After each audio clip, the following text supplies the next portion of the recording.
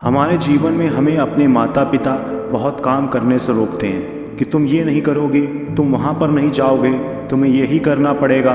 हमें कई काम करने से रोकते हैं। क्या आपको लगता है कि वो हमें रोक कर गलत कर रहे हैं? क्या इनके रोकने से हम सफल नहीं हो रहे हैं? यदि आप यह सोचते हैं तो आपको यह प्रेरणादायक कहानी ज़रूर सुननी चाहिए। एक बार एक व्यक्ति और उसका बेटा दोनों अपने घर की छत पर पतंग उड़ा रहे थे। पतंग बहुत ही ऊंची उड़ रही थी, वो बादलों को छू रही थी।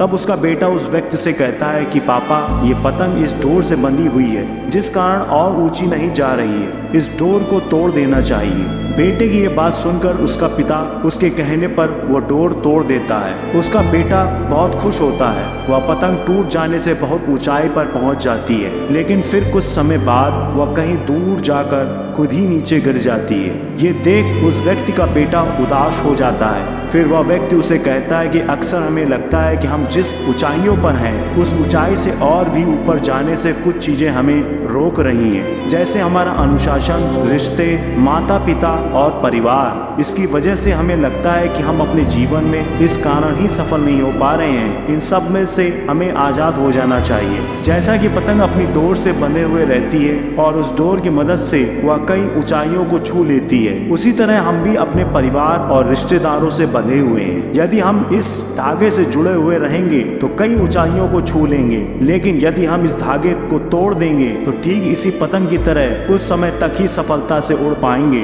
अंत में नीचे गिरकर ही रहेंगे। पतंग जब तक नई ऊंचाइयों को हासिल करेगी तब तक वो अपनी डोर से बंधी हुई है, लेकिन जब पतंग अपनी डोर से मुक्त हो जाती है तो वह कुछ समय में ही नीचे गिर जाती है। उसी प्रकार हमें भी अपने जीवन में रिश्तों की डोर से बंधे हुए रहना चाहिए, जिससे हम अपने जीवन में नई ऊंचाइयां हमेशा हासिल करते रहें। धन्यवाद।